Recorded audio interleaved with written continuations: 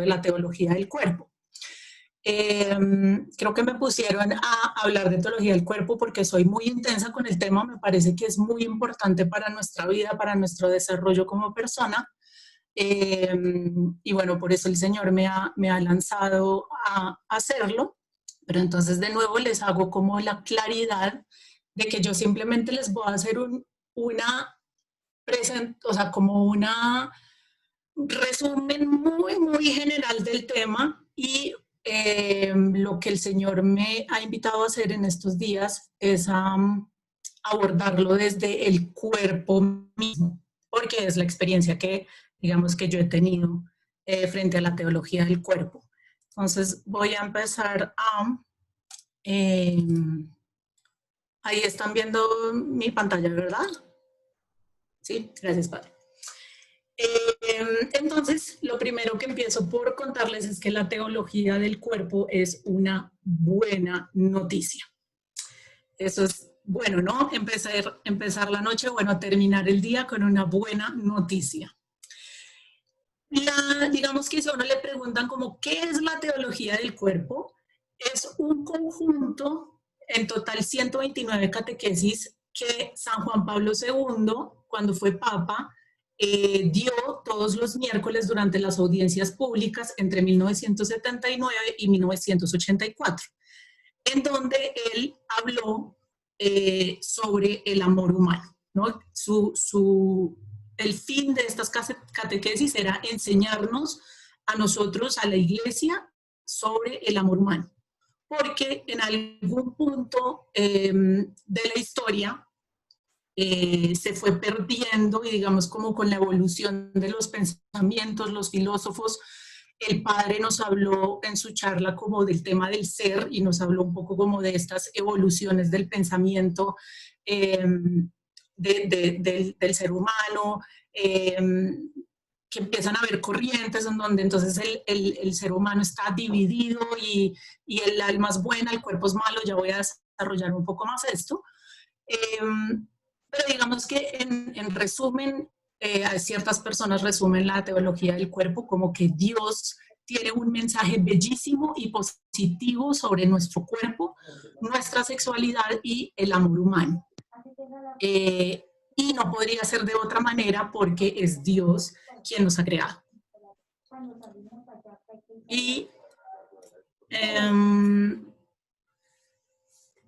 aquí les agrego en el texto blanco que dice que lo que Juan Pablo II nos plantea no es solamente una visión renovada de la sexualidad humana y del matrimonio, sino una visión renovada del hombre y de la mujer como imagen de Dios.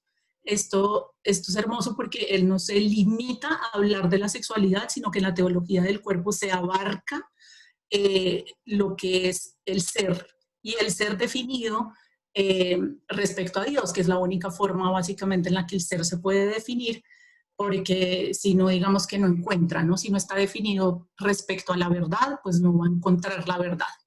Y entonces, al hacer esta visión renovada del hombre y de la mujer como imagen de Dios, pues trae una visión renovada, un redescubrir de quién es Dios, quién es Cristo, qué es la iglesia y quiénes somos nosotros mismos, ¿no? Es como muy amplio el tema. Y si quieren también como otra definición más simple de qué es la teología del cuerpo, como para que ustedes también se enganchen en investigar lo que es la teología del cuerpo de aquí en adelante, pues digamos que estas catequesis nos van a guiar en lo que es el significado de la persona humana. Es también una revolución del corazón, porque digamos es poner en su lugar la masculinidad y la feminidad, a la familia, a las relaciones sexuales. Entonces también es una respuesta a la confusión sexual y frente a lo que estamos ahorita en el mundo, ¿no? El tema de la identidad sexual, el tema de... también tiene que ver con y aborda el tema del aborto, el tema de los divorcios, si me caso, ¿por qué me caso? Si voy a ser religioso y casto, ¿por qué no? Como que le da un sentido a todo lo que tiene que ver como nuestra identidad sexual. Trata el tema de lo invisible que se hace visible, no voy a hablar de eso porque es lo que voy a extender ahorita en la presentación, y del amor eterno de la Trinidad al amor temporal entre hombre y mujer, como que en esta exploración de la teología del cuerpo, el matrimonio, el hombre y la mujer en la unión nos hablan del amor eterno y de la Trinidad, la comunión de personas que es Dios. Entonces ya ven que es como súper extenso. Y a mí lo que el Señor me invitó como a exponer o a explorar con ustedes en esta noche es como el tema del ser, un poco como haciendo eco de lo que el Padre nos hablaba, como qué es este ser, de qué se compone. Entonces, para recordar un poco lo que él hablaba en su charla, es el ser tiene tres componentes, ¿no? Y lo encontramos en la palabra, en la carta de San Pablo, dice, el ser todo entero es espíritu, alma y cuerpo. Respecto a esta creación, les recuerdo que por definición es buena. Entonces, en Génesis, ahí ven todas las citas, dice, y vio Dios que era bueno, muy bueno. Entonces, en esta definición, digamos, del ser, vemos estas tres, como esta también, digamos, Trinidad, que es uno en nuestro ser, el alma, el cuerpo y el espíritu, que es uno, ¿no? Tres que son uno, nos suena conocido, y que es bueno en su constitución, es bueno, en su unidad y en su constitución es bueno, y tenemos dos elementos que son invisibles, que es el cuerpo, que es el espíritu y el alma, que se hacen visibles a través del cuerpo. Entonces aquí les pongo una frase que es, la carne expresa lo que de algún modo sucede en el interior del hombre. Entonces uno, por ejemplo, escucha mucho la expresión de en el corazón, como no, es que lo siento y es como lo siento y lo tengo que sentir en algún lugar, entonces es como en el corazón, ¿no? Como si esta realidad que no tiene cuerpo viene a ser visible y viene a ser real a través del cuerpo, como no puede haber realidad o existencia si no hay cuerpo, ¿no? Entonces empezamos a ver esta grandeza que se esconde detrás de la piel, los ojos, ¿no? Los dientes, la respiración, todo este sistema empieza a tener como una definición un poco más compleja. Y aparte, esta definición compleja, como que Dios viene a afirmarla, porque el Hijo Eterno de Dios se encarna, es decir, asume la naturaleza humana, que incluye alma y cuerpo humano, ¿no? Entonces, como, wow, Dios se hace carne, ¿no? Es hombre. Y escogí aquí unas citas bíblicas para que empecemos como a empaparnos, meternos en esta realidad, porque bueno, Jesús, digamos, sí, cada uno de nosotros tiene una relación personal con Jesús, digamos que entramos en comunión con Él a través de la Eucaristía, pero a veces se nos hace como difícil imaginárnoslo sin que sea como un personaje, o un personaje de una historia muy bonita, llena de amor, o una idea etérea o extraña, o hasta un superhombre que ni siquiera, que a veces dudamos pues si existió o no, ¿no? Y entonces quise traer estas citas bíblicas que nos interpelan sobre el hombre histórico, ¿no? Como realmente Dios se hizo hombre y vivió entre nosotros. Entonces, por ejemplo, está Lucas 2:7, donde dice, lo envolvió en pañales y le acostó en un pesebre, ¿no? Dios fue un niño que necesitó de pañales, ¿no? Entonces nos hace pensar en necesidades fisiológicas como, uy, Dios también chichipopó, ¿no? O sea, es como, wow, ¿qué es esto? Y le acostó en un pesebre, ¿no? Como que necesitó de alguien que lo cuidara, que lo acostara, sintió frío, lloró. Bueno, ya está la siguiente cita, ¿no? Ya más grande, cuando muere su amigo, dice Juan 11:35, Jesús lloró, ¿no? Entonces, también tuvo esta experiencia del dolor que no es físico, pero que se expresa de una forma física. Entonces, y la siguiente cita, Jesús, cansado del camino, se sentó junto al pozo. Entonces, también como estas acciones, y hubiera podido citar muchísimas más, ¿no? Entonces, como caminaba, se paraba, hablaba, ¿no? Entonces, es como, paremos a pensar como qué tan grande es la existencia del ser humano, ¿no? Como la humanidad, y cuál es el valor tan grande que el Señor no solo cuando se encarnó, sino también desde el inicio quiso dar a la humanidad, ¿no? Y la humanidad en el hombre y la mujer, porque es que dice como desde el principio, hombre, mujer los creó. Y desde el principio era bueno. No es como que Jesús tuvo que venir y solo cuando Jesús se hace carne, el hombre es bueno. No, desde el principio es bueno.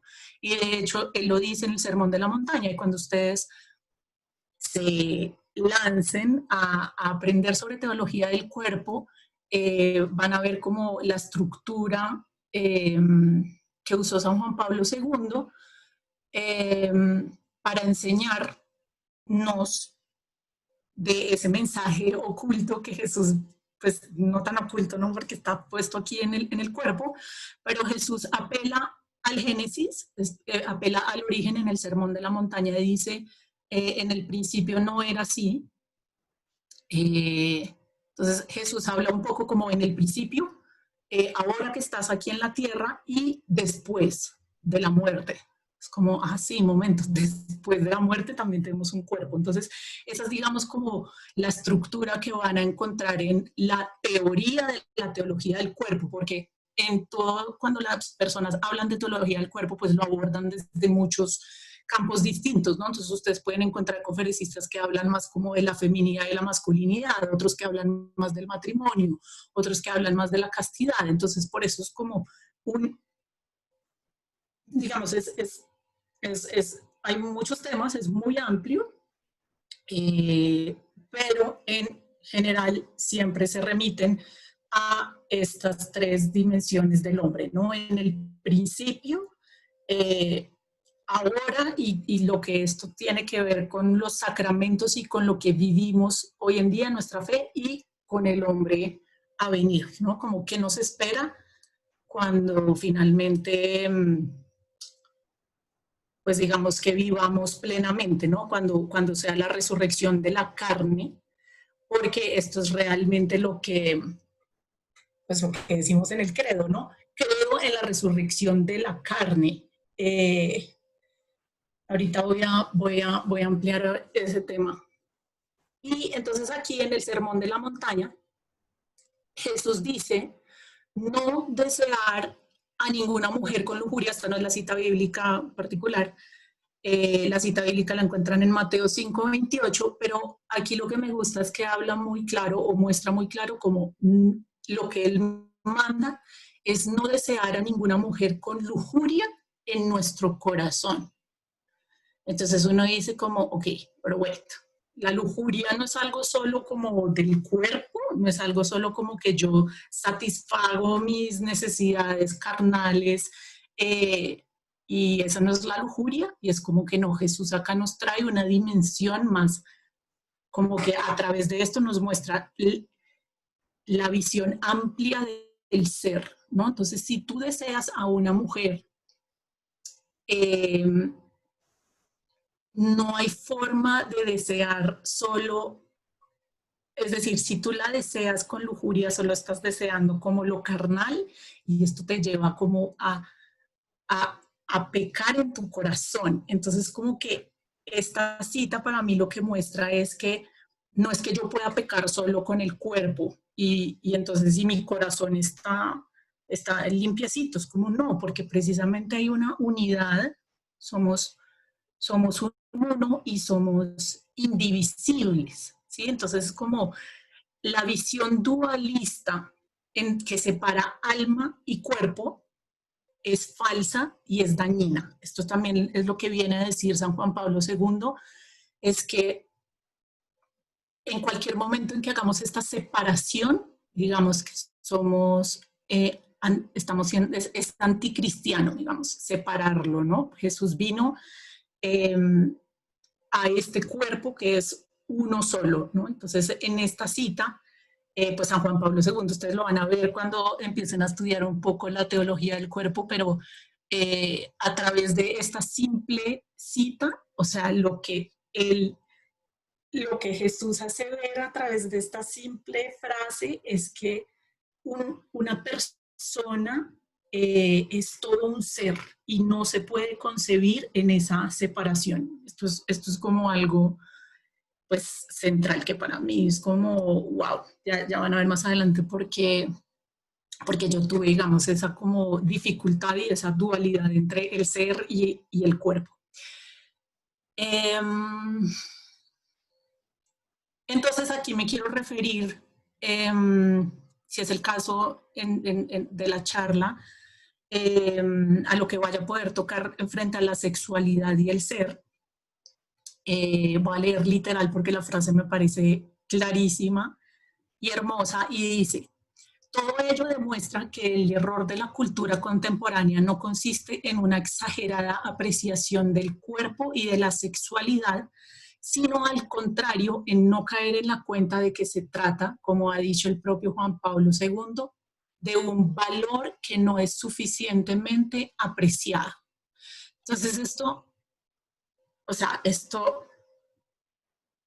es divino, porque digamos que en la historia de la humanidad lo voy a poner súper caricaturizado, porque pues, no es así tampoco, ni es así para todo el mundo, pero podemos decir que hubo una parte de la historia en la que la sexualidad y el cuerpo fueron reprimidos, porque pues por esta dualidad del cuerpo malo, el alma buena, tengo que buscar el alma, tengo que buscar el espíritu y entonces como que el cuerpo reprimido, reprimido y más o menos un poco antes de los años 60, pues empieza a surgir gente que dice, pues no, porque yo quiero darle rienda suelta a mi cuerpo y quiero hacer lo que se me da la gana con mi cuerpo y entonces se fue como al otro lado. Entonces podemos decir como que al principio había como tanto puritanismo y digamos que tanta hambre del cuerpo que en los años 60 resultó como, hagan de cuenta, si con la comida, vamos a hacer una comparación con la comida. Entonces, digamos que había reprimido tanto el cuerpo que había hambre de saciar como estos impulsos, esta dicha, esta felicidad de lo que es el cuerpo. Y en los años 60 dijeron como, pues no, de malas, yo voy a saciar mi cuerpo con todo lo que haya. Entonces apareció la comida chatarra, vamos a llamarlo así. Y digamos que empezó como un desafore por alimentarse de comida chatarra y de banalizar el cuerpo y de objetivizar el cuerpo y esto la gente pensó que era liberarse, porque sí, en cierta forma había tanta represión, pues que ningún extremo, o sea, lo que nos muestra San Juan Pablo II, lo que nos muestra Jesús, es que el hombre no está creado para ninguno de esos dos extremos, ¿no? Si el cuerpo es bueno, si Dios lo creó con los impulsos sexuales, eh, y hecho para expresarse, entonces no debo ni reprimirlo, ni debo separarlo de la totalidad del ser, ¿no? Este 3-1, yo no puedo separar mis actos sexuales de mi realidad de ser, ¿no? Es lo que dice como como con esta cita de la lujuria y del corazón, ¿no? Como si ya la has deseado con tu cuerpo, la has deseado con tu corazón y has pecado todo tú. Y a ella la has objetivizado porque no estás viendo todo el ser, ¿no? Entonces, lo que nos demuestra la teología del cuerpo es esta belleza que hay en la realidad de, de la relación sexual. Y entonces, como por qué tiene que darse única y exclusivamente en el matrimonio. Ya después ustedes también lo verán con las charlas que vean, pero el amor es fiel, total, fructífero, libre. Y la única manera en la que se cumplen estas condiciones es bajo la... Perdón con ustedes, es que como un alboroto por fuera de mi casa, pero es bajo estas condiciones que se dan en el matrimonio. Entonces, por eso la Iglesia Católica nos invita a, a las relaciones castas. Y aquí es súper importante, la castidad no es abstinencia, y los matrimonios están llamados a vivir en castidad. Entonces uno dice, ¿cómo así? Entonces, ni siquiera en el matrimonio relaciones sexuales. No, sí. Lo que pasa es que la castidad eh, no es abstinencia, ¿no? La castidad es la plenitud de las relaciones sexuales. Es como Dios pensó e ideó la relación sexual. Es como una expresión total del ser, ¿no? Es como la plenitud del ser en donde se entrega todo el ser, alma, cuerpo y espíritu, se unen con alma, cuerpo y espíritu de pues, mi compañero, mi esposo, y de ahí este encuentro es tan planificante que llena de vida y pues por eso da vida literal, y así es como Dios nos permite participar de su misterio creador. No me enredo más, o sea, porque esto viene siendo imagen de la Trinidad. Entonces, Padre, Hijo, y el intercambio de amor entre Padre e Hijo es el Espíritu Santo. Entonces, ¿no? Como también Dios siendo comunidad, eh, es creación. Entonces, Dios a través de la sexualidad le permite al hombre y a la mujer participar de esa plenitud que trae vida. Entonces, ahí también en la teología del cuerpo van a encontrar como todo este mundo de la castidad y también todo el mundo de pues la castidad por el reino, ¿no? Las personas religiosas que hacen un voto de castidad, eh, entonces como que a la luz del mundo no lo entendemos mucho, ¿no? Es como, pero como así. Entonces no todos deberíamos tener esposo y esposa y tener hijos, y es como no, hay personas que están llamadas a vivir esa plenitud en unión con Dios, como que ellos se adelantan a lo que vamos a vivir pues, como en la otra vida, ¿no? Porque él dice ahí también, no, es que ustedes en la otra vida no se van a casar. Y entonces uno dice como, sí, obvio, no nos vamos a casar porque vamos a ser como espíritus. Y es como, no vamos a ser espíritus, vamos a ser carne. Entonces uno es como, ¿cómo así? ¿Cómo funciona esto? Es porque esa plenitud después de la resurrección no la vamos a tener en el encuentro de cuerpos, que es algo, digamos, que es lo más parecido que podemos tener aquí a esa plenitud en Dios, sino que la plenitud la vamos a tener en la comunión con Dios. O sea, esto es como... O sea, ¿sí ven por qué les digo que es un tema muy extenso, muy apasionante? Y entonces el Señor nos invita a desarrollarlo como desde el punto de vista de soy mi cuerpo.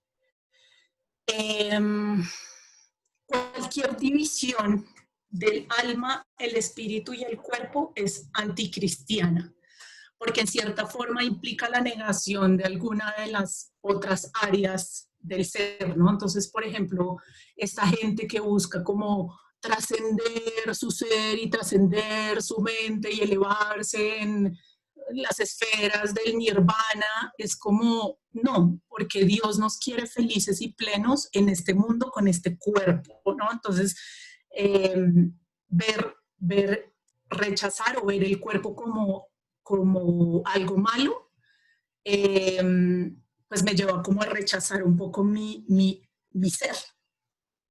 Ver el cuerpo como una jaula, pues también digamos como que me diferencia de esa definición, ¿no? Entonces, pues si yo no tengo cuerpo, no puedo ser, ¿no? Porque parte de lo que a mí me define quién yo soy, pues son como estos rasgos, ¿no? Como los ojos, la nariz, tengo los dientes de cierta forma, tengo el pelo crespo, me paro de tal forma, no sé qué. Ese es digamos, también hace parte de mi identidad. Y cuando separo, digamos, el cuerpo del alma, que es un poco ahí donde dice Jesús lo de la montaña, lo del sermón de la montaña, cuando tú estás deseando una mujer como por su cuerpo, por tenerla, sin siquiera conocerla, tú estás objetivizando a la persona, la estás volviendo un objeto porque estás separando su corporalidad, o sea, su identidad, su identidad de su cuerpo, de su identidad de su alma. Y esta es una imagen también muy chévere que utilizan muchas de estas personas que hablan de teología del cuerpo, y es por qué nos asustan un alma sin cuerpo, por ejemplo, un fantasma, o un cuerpo sin alma, por ejemplo, un zombie. Pues porque en últimas es antinatural, y la plenitud del ser y la plenitud de mi definición de persona se da con esa comunión de estas tres cosas. Entonces, por eso pongo en grande, soy mi cuerpo, porque muchas veces en esta sociedad nos han enseñado a como a tratar al cuerpo distinto a quien yo soy, ¿no? Entonces es como sí, como esa jaula, nos han enseñado como a definirla mucho como esa jaula, entonces por eso pongo en grande esta riqueza de la teología del cuerpo, en donde yo soy mi cuerpo, no soy solo mi cuerpo, pero soy mi cuerpo. Y me encanta. Bueno, en la pasada ya les había puesto una imagen de Jesús. Obviamente, pues este no es Jesús, es Jim Caviezel, es el actor que hace Jesús. Pero me encanta porque como se le ven de cerca sus rasgos, como, bueno, su humanidad. Y les pongo precisamente esta parte del Evangelio que es después de Jesús resucitado. Entonces dice, mientras ellos relataban estas cosas, Jesús se puso en medio de ellos y les dijo, paz a vosotros. Pero ellos, aterrorizados y asustados, pensaron que veían un espíritu. Y él les dijo, ¿por qué estáis turbados? ¿Por qué surgen dudas en vuestro corazón? Mirad mis manos y mis pies, que soy yo mismo. Palpadme y ved, porque un espíritu no tiene carne ni huesos, como veis que yo tengo. Y cuando dijo esto, les mostró las manos y los pies. Como ellos todavía no lo creían a causa de la alegría y que estaban asombrados, les dijo, ¿tenéis aquí algo de comer? Entonces ellos le presentaron parte de un pescado asado y él lo tomó y comió delante de ellos. O sea, esto es como, o sea, si uno realmente se pone a pensar, a ver, ok, yo creo que Dios me creó, yo creo que Dios vino al mundo, murió por mí, murió en una cruz, no taladrado, el costado, las manos, los pies, pero no se quedó ahí, sino que resucitó. O sea, no es que sea un espíritu andando por el mundo y que, no, es que él con su cuerpo resucitó. O sea, tanto que aquí dice que tomó el pescado asado y lo comió delante de ellos. O sea, estos locos lo vieron, lo tocaron. Santo Tomás, que fue hace poquito la fiesta, le traspasó, o sea, como le metió al hueco, ¿no? Él tiene el hueco porque obviamente esto no es que, ok, el cuerpo se volvió a hacer de así como de la nada, como, ¿no? Jesús nos muestra en su cuerpo glorioso y resucitado, obviamente ya no es la misma existencia como la nuestra. Nosotros vamos a pasar por la muerte y vamos a pasar por la resurrección, en la que de cierta forma esta materia se va a transformar. Eso es un buen ejercicio, como imagínense cómo se va a transformar esta materia. Eh, es súper chistoso, como, bueno, ¿y qué? ¿Todos vamos a tener casas? ¿O qué vamos a comer? ¿Voy a poder comerme la malteada? ¿O de pronto ya no voy a querer comer malteada porque como ya va a ser un cuerpo redimido y resucitado, ¿no? Es como chévere ponerse a pensar, como esto que yo repito en el credo a veces todos los días, creo en la resurrección de la carne, es que ¿qué quiere decir? ¿Qué quiere decir para ti? ¿Qué quiere decir para tu vida? ¿Qué quiere decir para lo que esperas, para lo que crees, ¿no? Cuando uno cree esto es como que se puede lanzar en cualquier locura, pues porque en un fantasma o en sí, en la forma en la que viven ahora, por ejemplo, nuestros seres queridos transformados, no es la resurrección completa, porque todos estamos esperando de alguna forma eh, esta segunda venida de Jesús y como este vivir ya para siempre con nuestros cuerpos, ¿no? Esto es algo que a mí me totea la mente y por eso es tan lindo como estudiar y mirar la teología del cuerpo, porque esto también implica en cómo vivo mi vida, ¿no? Cómo vivo este cuerpo. Eh, cómo he de expresar esa realidad en esto que yo vivo ahora. Pensé que tenía más diapositivas. Bien.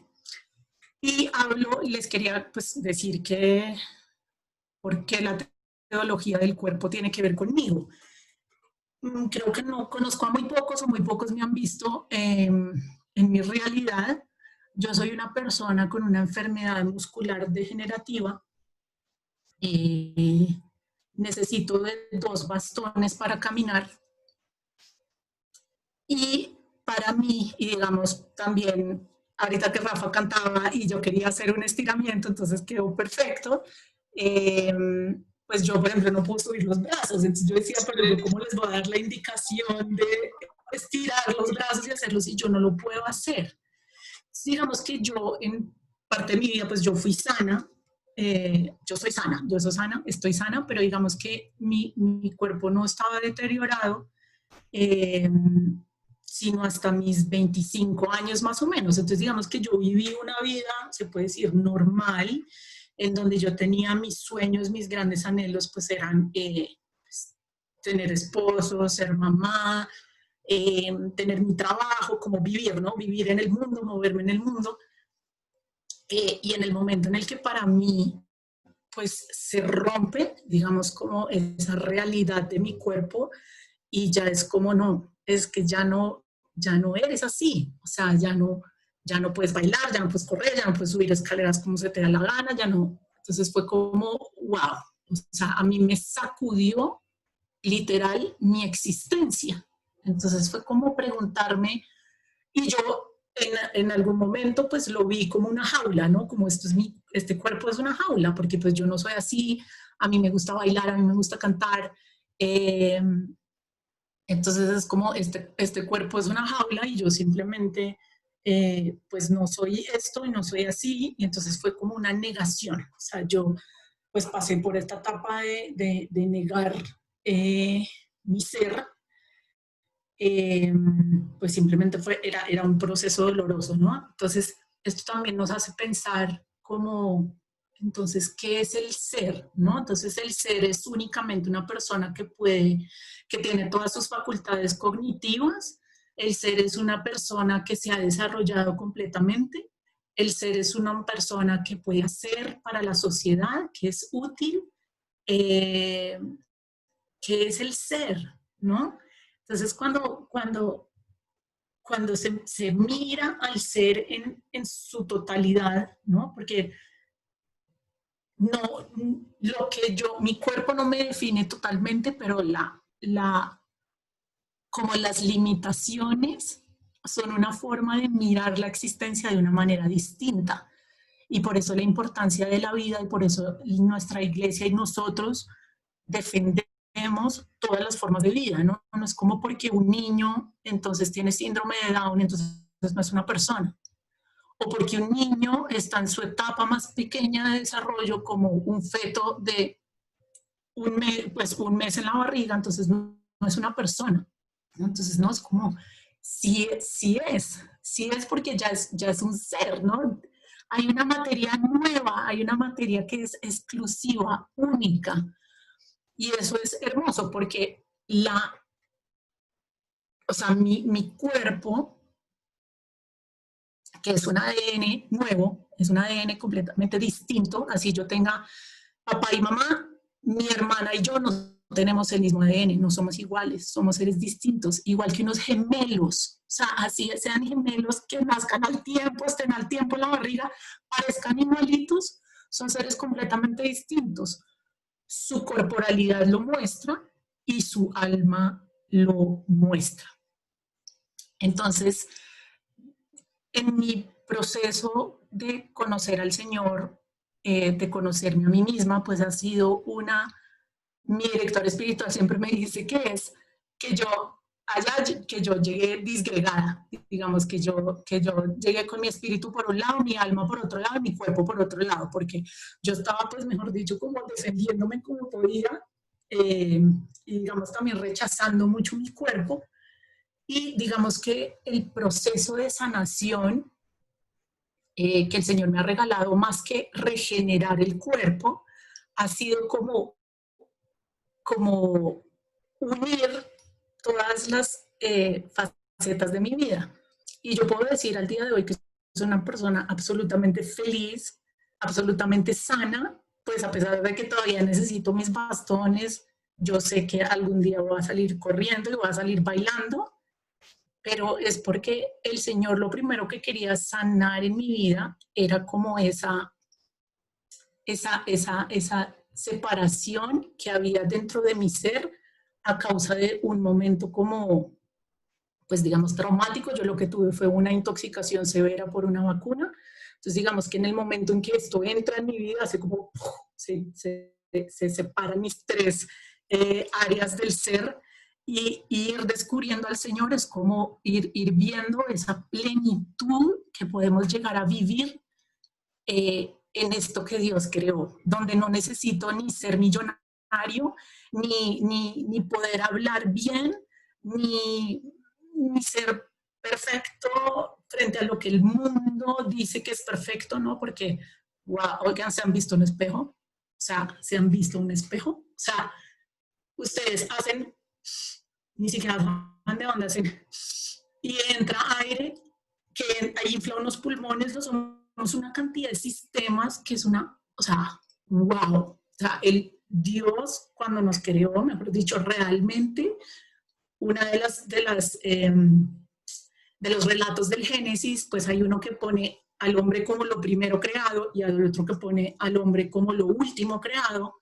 Eh, para que lo vean también cuando vean la teología del cuerpo, van a ver estos dos relatos del Génesis, pero lo que sí se concluye de estos dos relatos es como que, wow, el ser humano es como la expresión más hermosa de lo que el Señor eh, pensó como expresión del amor. O sea, es muy lindo, es plenitud. Y lo que hay detrás del cuerpo vivido bajo el amor de Dios es plenitud, o sea, es como alegría plena.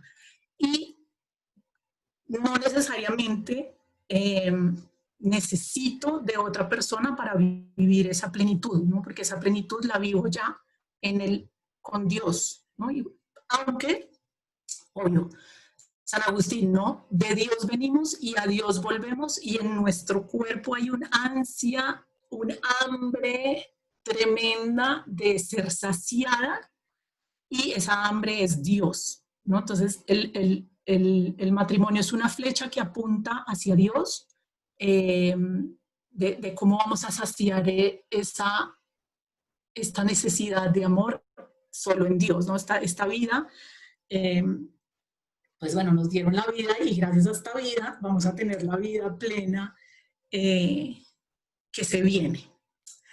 Y, Rafa, ¿cuánto tiempo tengo? Ya estamos. Ya estamos para concluir. Es simplemente, ahora sí vamos a hacer el ejercicio para Lo el que que les necesites dije está bien. que, ¿sí? Sí, sí, dale. Un corto ejercicio para, no sé, voy a dar como dejo de compartir pantalla, ¿cómo es esto?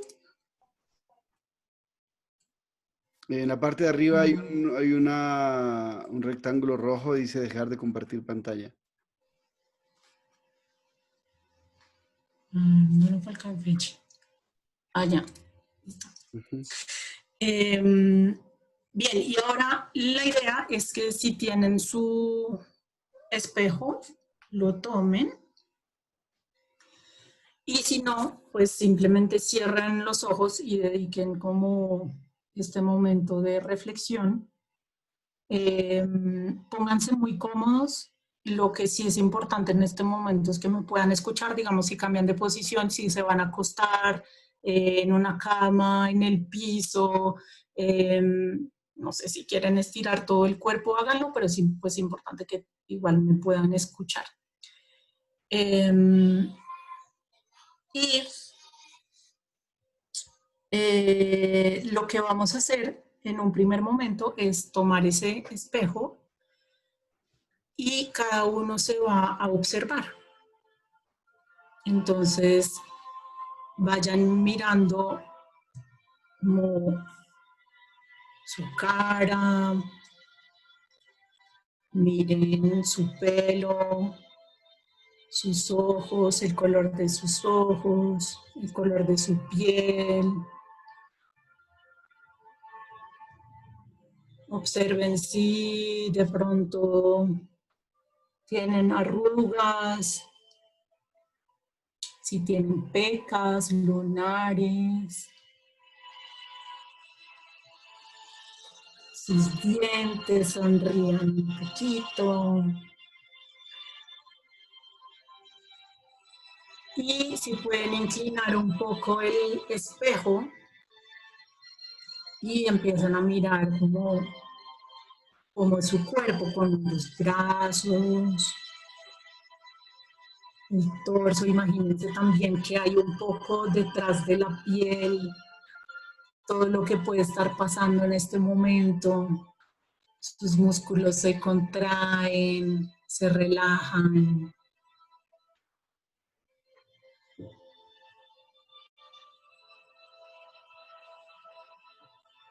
Y ahora también este recorrido que han hecho con la ayuda del espejo, háganlo con el tacto, como vayan, toquen su frente, miren qué sensación tienen, de pronto sus manos están frías, están calientes, si se siente bien, si se siente extraño, si nunca lo hacen,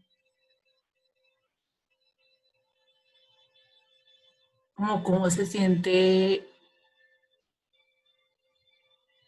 como tocar, ¿no? Esa caricia y entrar un poco en esa conciencia de lo que es mi cuerpo y de quién soy yo.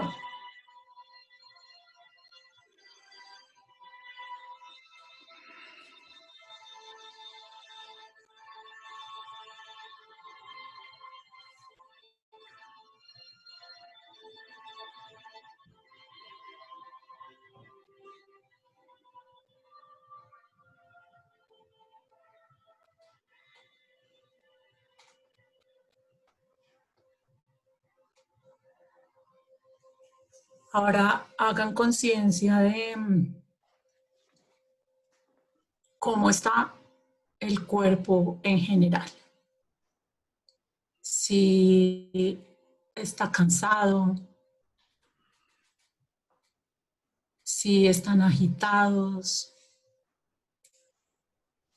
si les duele algo.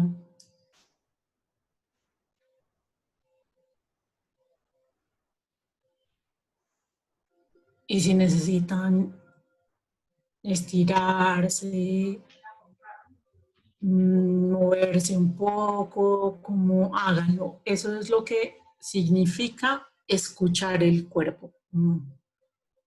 Como que dejo de pensar y simplemente siento.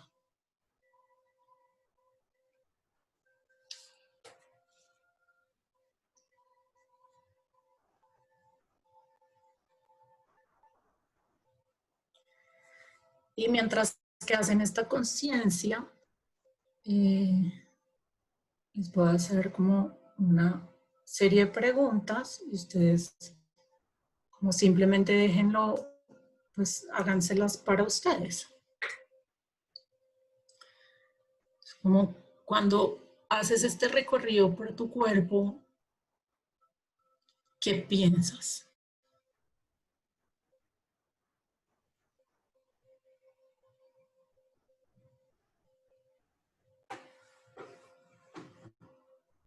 Cuando te miraste al espejo, ¿qué fue lo primero que pensaste? ¿Tuviste pensamientos de rechazo? De pronto lo primero que se te vino a la mente fue, qué fea estoy, ¿por qué no me peiné? ¿Te gusta o no te gusta lo que ves en el espejo?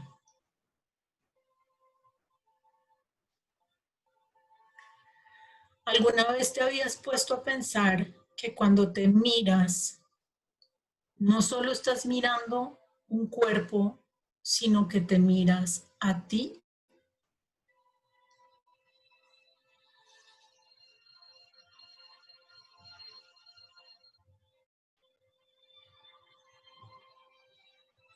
¿Te has dado el momento para admirar quién eres?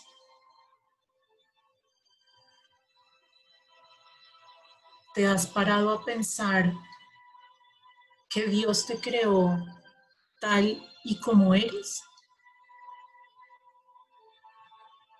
Con los ojos como los que viste, con la nariz que viste, con el pelo que viste.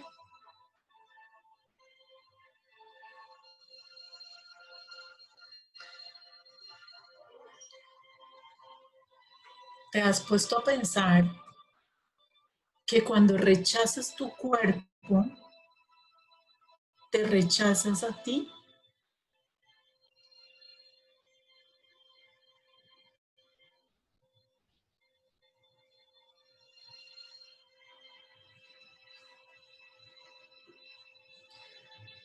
¿Te has puesto a pensar que cuando actúas de una manera que tiene un impacto sobre tu cuerpo, estás actuando de una manera que tiene un impacto sobre todo tu ser?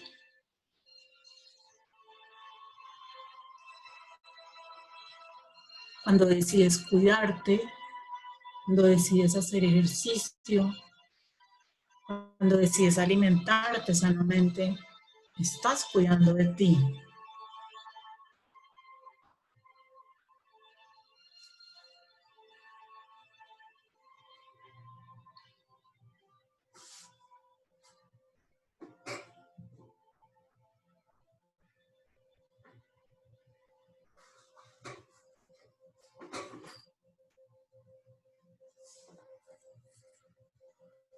El cuerpo tiene memoria.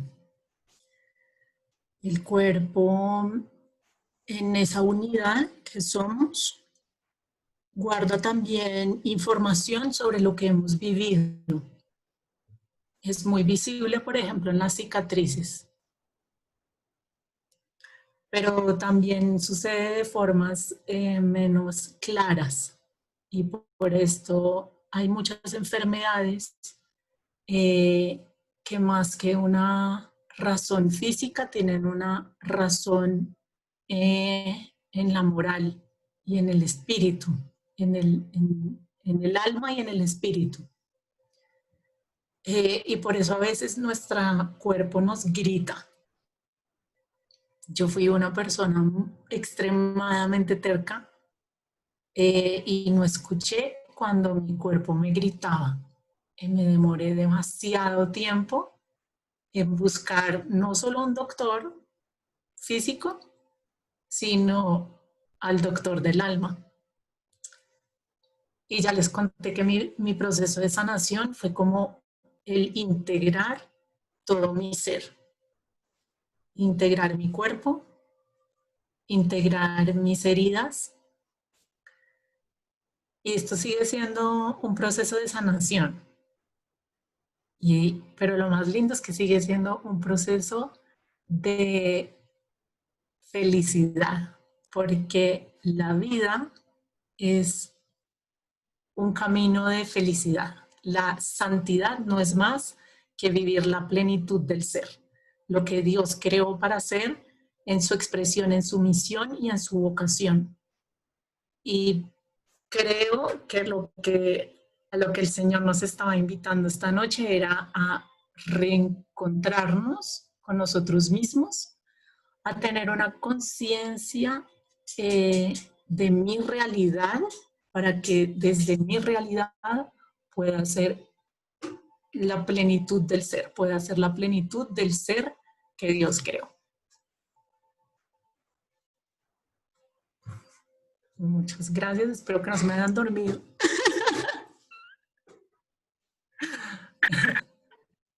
Gracias, Cherry. Dios te bendiga. Muchas gracias por tu testimonio, por tu fe en Dios, por tu confianza en Él, por lo que preparaste para nosotros y que nos invita a comprendernos, a sentirnos unos, es decir, integrados en esa unicidad de la que Dios quiere y que tú nos has hablado. Gracias por eso.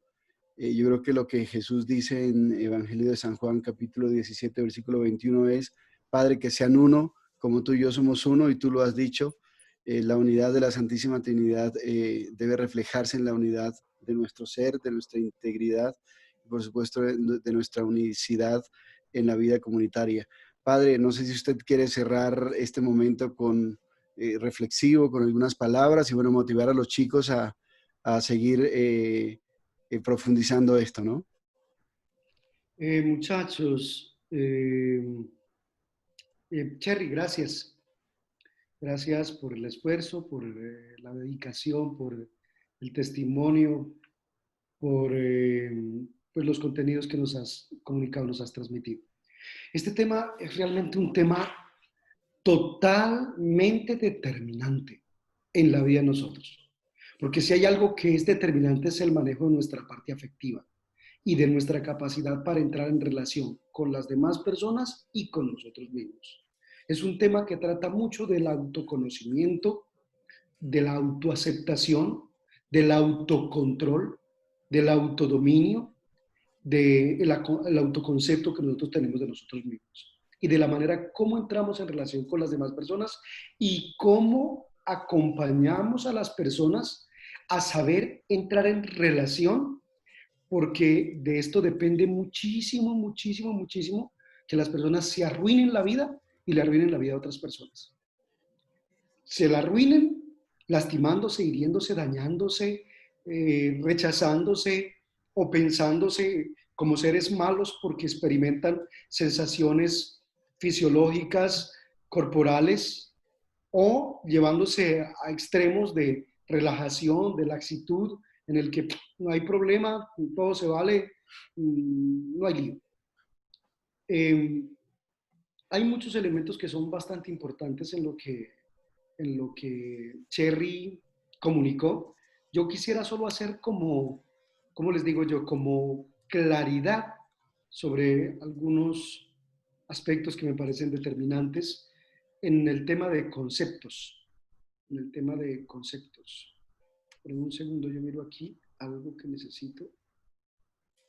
Porque me parece que el tema del concepto que nosotros tengamos de castidad, de lujuria, esto va a depender muchísimo la concepción de lo que estamos haciendo. En un segundo, muchachos. Estoy intentando compartir pantalla con ustedes. No sé si están pudiendo ver allá. Sí, sí. ¿Sí? Sí, pero amplía la pantalla. Bien. Yes. En un segundo. Como Cherry lo dijo, el tema del cuerpo no tiene que ver únicamente con la sexualidad, tiene que ver mucho con la parte estética, con el concepto de nosotros en toda nuestra integridad. Lo primero que tenemos que decir es que somos multidimensionales. Uh-huh. Hoy, mire, muchachos, les doy como testimonio, hoy vino una chica a buscarme porque tenía problemas cognitivos, digamos que tenía una inteligencia un poco tarda en lo que tiene que ver con la inteligencia analítico-deductiva. A ella le costaba mucho el tema de argumentar. Y entonces venía con un trauma grandísimo, odiándose, rechazándose, lastimándose porque tenía ese problema, porque ella sufría de convulsiones y estos ataques epilépticos pues le destruyeron muchas neuronas y bueno, ella entendía que no era culpa de ella, que era la naturaleza, bueno, tal cosa.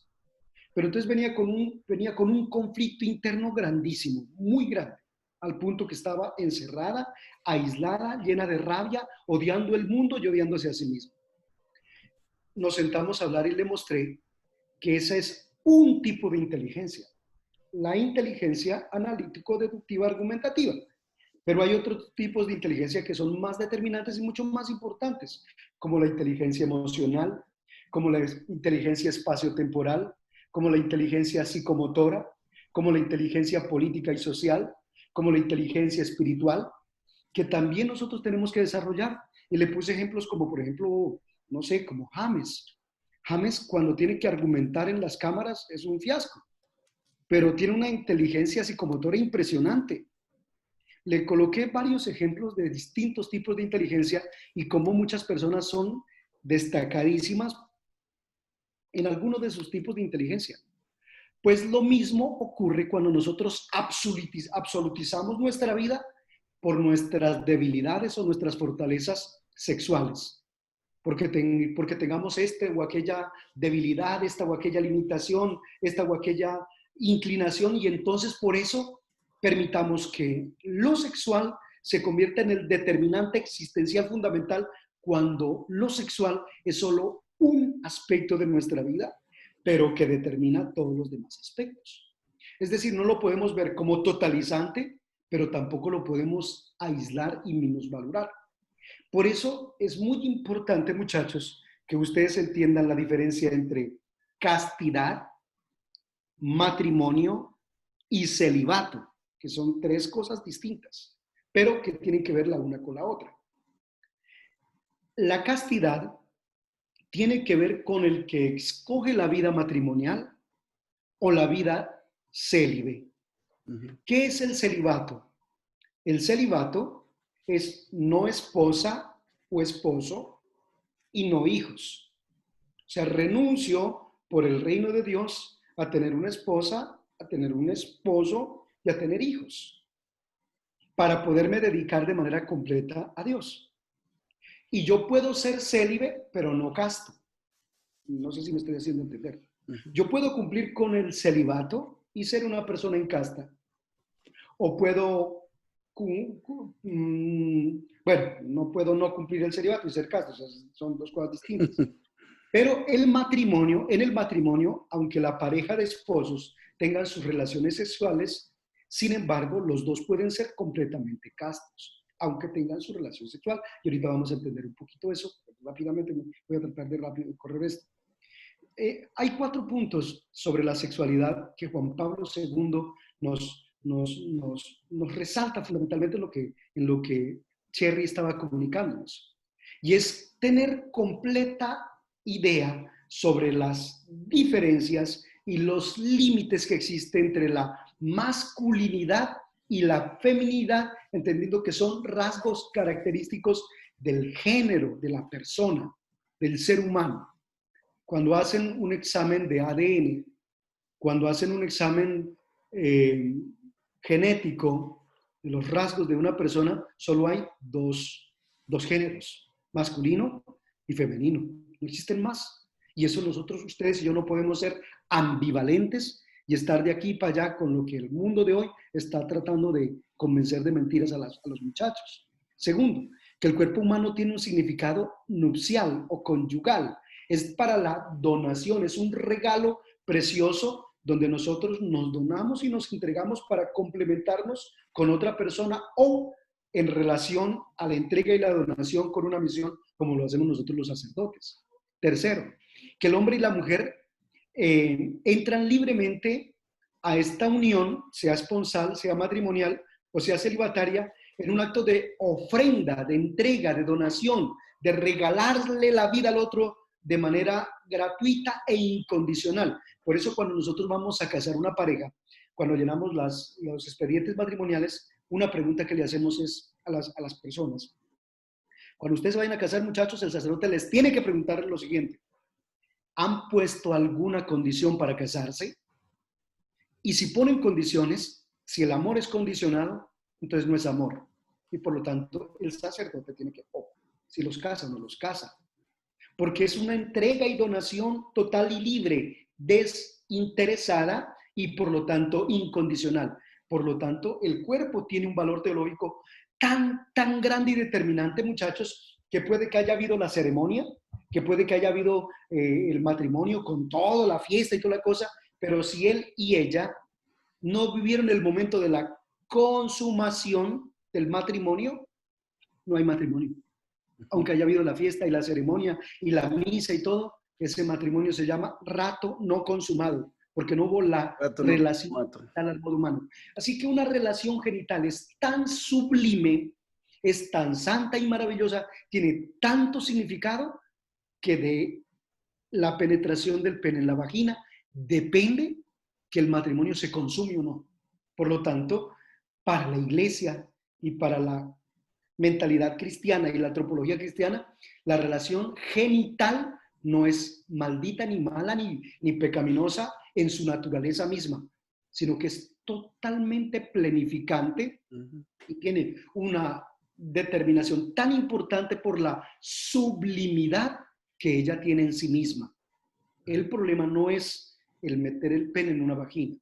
El problema es de qué manera, en qué contexto, con qué intención, bajo qué circunstancia. Lo cuarto, que el pecado puede romper, puede pervertir la auténtica relación de los sexos.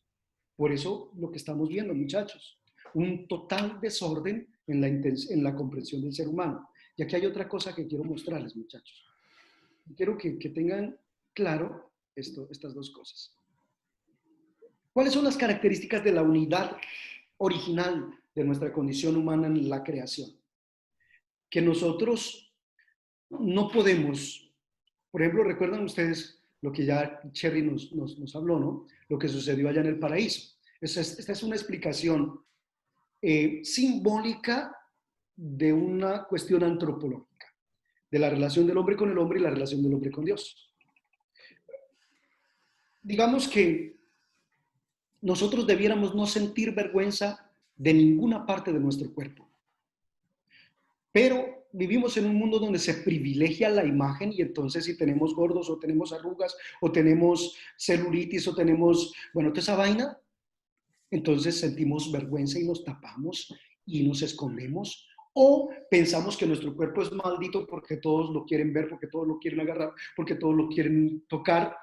Y entonces empezamos a tener una relación totalmente equivocada con nuestro cuerpo, entendiendo que el cuerpo debe ser valorado, amado, como valoramos nuestra alma y como valoramos nuestro espíritu. Segundo, que el cuerpo es para la donación personal, para la donación, la realización de nosotros en la donación, en la interacción con el otro. Que el coito sexual como tal tiene una sublimidad maravillosa que nosotros no podemos desconocer, que nosotros tenemos que valorar y nunca despreciar, jamás, y entender que es para la mutualidad. Versus el problema que existe en nosotros. ¿Por qué cuando nosotros rompemos esa armonía? ¿Por qué cuando nosotros rompemos esa unidad original del hombre con Dios y con el otro? Empezamos a sentirnos mal y empezamos a sentir los vacíos, la vergüenza, la rabia, pensamos que somos pecadores y malos y nos escondemos. ¿Por qué?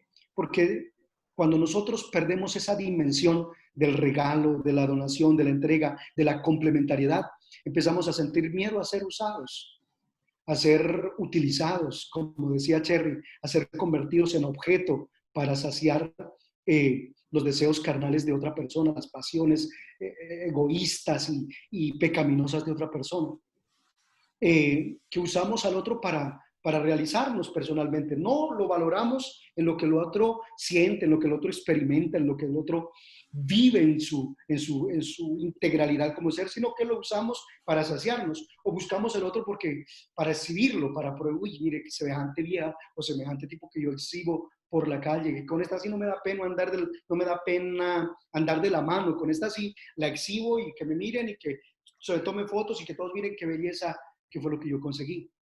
Y el problema de esa desintegración del coito sexual es cuando nosotros empezamos a usarlo de manera absurda, sin control. Me dieron ganas, tengo relación, independientemente del momento, de la época o como sea. Perdemos la dimensión de lo sublime, de lo maravilloso, de lo planificante que pueda ser cuando lo banalizamos y entonces lo convertimos en que esta tarde, ¿qué hacemos? Pues madre, jugamos baloncesto, jugamos billar o tiramos. O sea, por Dios, nos podemos relajar y podemos relativizar y banalizar totalmente algo que es tan sublime. Y en lugar de donarnos mutuamente y de complementarnos, lo usamos como un instrumento de dominio. Y entonces queremos dominar, y entonces queremos volver esclavo al otro, y entonces queremos que el otro dependa de mí para poderlo dominar. Y entonces, esas características que debieran haber entre nosotros debe ser la confianza, la interdependencia, el sexo como una entrega y donación, y debe haber una armonía.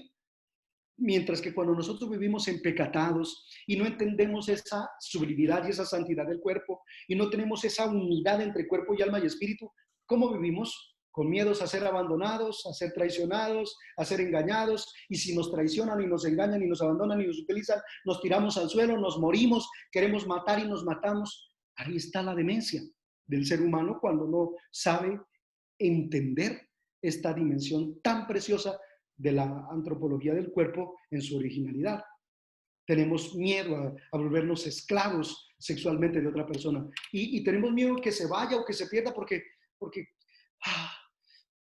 ¿dónde encontraré otro igual, otra igual? Nadie me lo hará así. Toda esa cosa horrible en la que nosotros nos convertimos en esclavos sexuales de otra persona y terminamos siendo perritos que llevamos así de la jeta o nos llevan o somos llevados. O sea, es la pérdida de la dimensión profunda de lo que somos como seres humanos.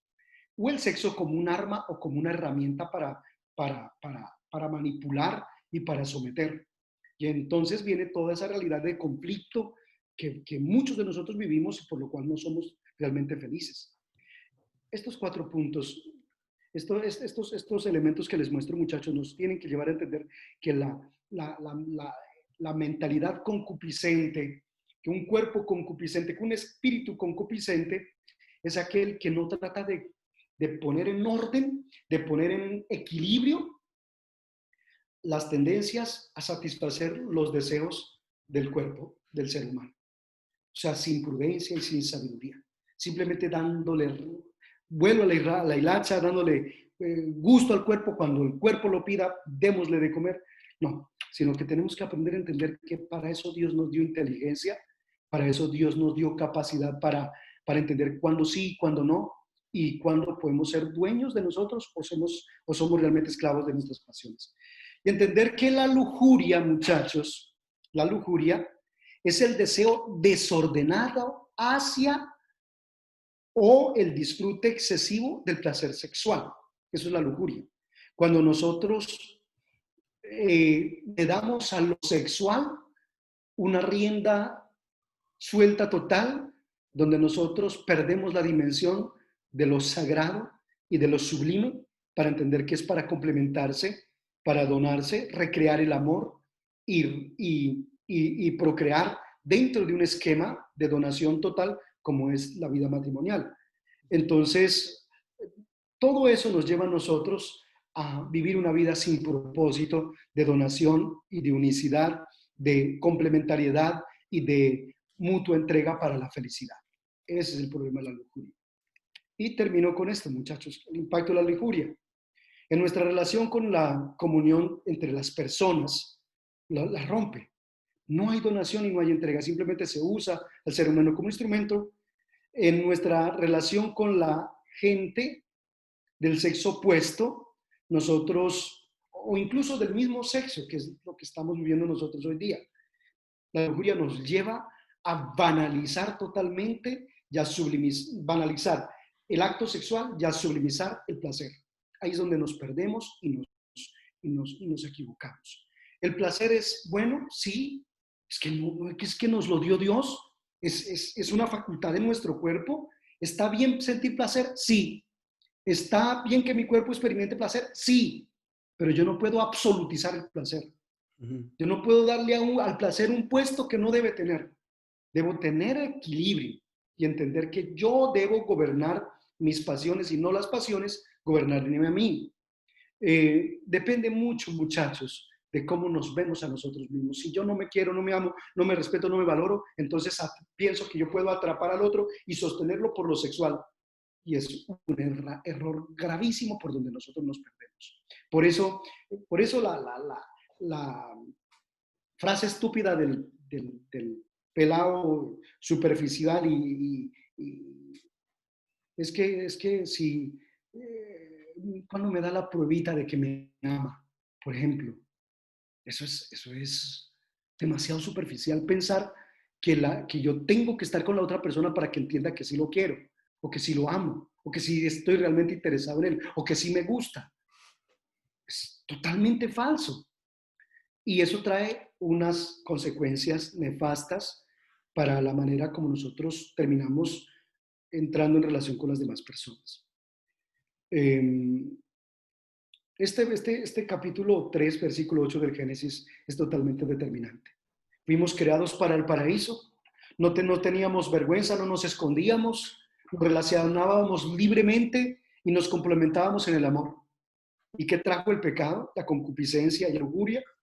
¿Qué trajo en el ser humano? El interés personal y digamos, el egoísmo.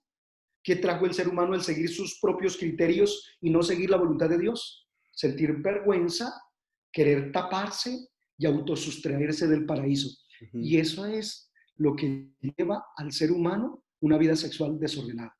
Nos llenamos de vergüenza y por lo tanto rompemos nuestra relación con Dios. Nos tapamos y entonces por eso empezamos a despreciarnos y a despreciar o a relativizar o banalizar la dignidad del cuerpo y de la vida del otro. Y por último terminamos escondiéndonos de Dios y alejándonos de Él. Por eso es que por ese lado nos perdemos tanto. Muchachos, ¿qué es lo que tenemos que meter en el equilibrio? La unión y la común unión en la mutua donación y la entrega con el otro. Para eso es la sexualidad, para eso es el cuerpo, para la donación, la entrega, la complementariedad, la realización mutua y no personal. Segundo, tenemos que aprender a ser dueños de nosotros mismos, de nuestros instintos y nuestras pasiones, y no que nuestras pasiones sean dueños de nosotros. Por lo tanto, el autocontrol y entender que podemos realmente aprender a donarnos y no donarnos para autosatisfacernos, no donarnos para pretender satisfacer al otro, sino donarnos para complementarnos y amarnos realmente. Por eso, muchachos, quería como puntualizar esto para que de pronto no quedaran dudas respecto a eso, porque ya tenía preguntas en mi chat interno, en el de mi WhatsApp, y me parece que podríamos puntualizar eso de esta manera. Entonces, recuerden que la teología del cuerpo no tiene que ver solo con lo sexual, sino también con la autoaceptación de nuestra parte estética. O sea, por Dios, No podemos dejarnos acomplejar porque yo, por ejemplo, tengo ya una barriga que parece de cinco Homero meses. Simpson. Ayer Jerry, nos la medíamos con Joana y se burlaban porque tenía yo casi la barriga más grande que Joana. la Pero barriga no de puedo. Homero Simpson. Obviamente tengo que pensar en mi salud y tengo que buscar no dejarla crecer más porque me vuelvo un botija. Y obviamente mi salud y mi parte estética es importante y no puedo descuidarme. Pero no puedo permitir que eso determine mis estados anímicos y espirituales. No, tengo que ser responsable, sí. Tengo que cuidarme, sí. Y el hecho de que yo me cuide y vaya al gimnasio y haga mi deporte y haga mi dieta no me hace un ser humano superficial y vacío, ni me hace un ser humano poco espiritual. Porque hay gente que con sus complejos estúpidos empieza a hacer terrorismo espiritual con los otros y a llenarlos de sentimientos, culpa y complejos. Mire, hay personas que por pura envidia con una niña que tenga un cuerpo bonito, una niña que tenga un cuerpo bonito, que es muy linda, las acomplejadas empiezan a cargarlas de culpa, de sentimientos de culpa, y vaya tapes y vaya un montón de cosas. ¿Me hago entender? Ojo, ojo, porque tampoco les estoy diciendo vayan y muestren y exhiban y vendan, no, sino aprendan a amarse y a aceptarse y a quererse. De no entrar en complejos. Si Dios les dio un cuerpo bonito, valórelo y llámelo, y valórelo y quiéralo, pero no lo ponga como vitrina de exhibición para que conquiste por su cuerpo. Tampoco es eso. Tiene uno que tener un perfecto equilibrio. Ni lo minusvaloro que termino tapándolo y entonces avergonzándome de él porque tengo unos senos que todos miran, porque tengo unas nalgas que todos miran, o porque tengo unos músculos que todos quieren que les abracen. No, pero tampoco porque tengo eso, entonces ahora lo exhibo como letrero de conquista. No, recuerdan lo que veían, dos palabras: prudencia y sabiduría. Prudencia y sabiduría. ¿Ya? No sé, muchachos, En el tienen... chat les puse digamos que fuentes o gente que ha estudiado y promueve mucho el tema de la teología del cuerpo. Está Christopher West, la mayoría de sus contenidos están en inglés, pero hay varios que ya están siendo traducidos. Él tiene el Instituto de la Teología del Cuerpo en Estados Unidos y ellos forman gente que, digamos, a su vez multiplica el mensaje de la teología del cuerpo por todo el mundo. Una de estas personas que se ha formado con Christopher West es María Andrea Cortés, ella es colombiana, está en todas las redes como Un Amor Diferente. Ella también tiene un programa con su mamá en EWTN. Ella aborda muchísimo el tema de la feminidad sana, bueno, todo este tema, lo que hablaba el padre de quererse, de cómo me he visto, cómo ser mujer, ¿no? Hay una gran crisis en la feminidad y creemos que ser mujer es perrear, por eso, yo no sé, ni siquiera no sé qué es lo que ahora las niñas se imaginan que es la feminidad y es una cosa, pues realmente el mejor modelo de mujer que podemos tener es María. María la mamá de Jesús, María mamá. Eh, y No bueno, María María, Andrea Cortés no lo María habla de los mucho. guardias. No, María de los Guardias. Ok. Y su mamá también es espectacular, se llama María Claudia Durán y ella también, bueno, habla clarísimo de la teología del cuerpo. Y el padre Adolfo, que también es muy, muy activo en redes, hizo hace como un mes lo que fue el Congreso sobre la teología del cuerpo. Y esto es buenísimo porque es gente que se ha formado, mucha de la gente que se ha formado con Christopher West, pero que es hispanohablante, hicieron como distintas catequesis, son 19 videos. Y pues mírenlo, porque ahí está completísimo, digamos, toda la formación que a mí me faltó, eh, pues obviamente todo lo que ustedes quieran investigar, ahí hay gente como que les puede ampliar el tema y pues obviamente las catequesis sobre la teología del cuerpo las encuentran en vatican.va para que vayan a la fuente. Lo que pasa es que, claro, cuando uno tiene una persona que a través de un video le explica o, digamos, mastica palabras o conceptos de filosofía, de teología, pues que no necesariamente los conocemos, pues mucho más fácil conocer a través de otra persona que me explique. Entonces ahí les pongo como las fuentes donde los pueden encontrar. Vale, muchas gracias, Daniela, gracias, Padre Willy.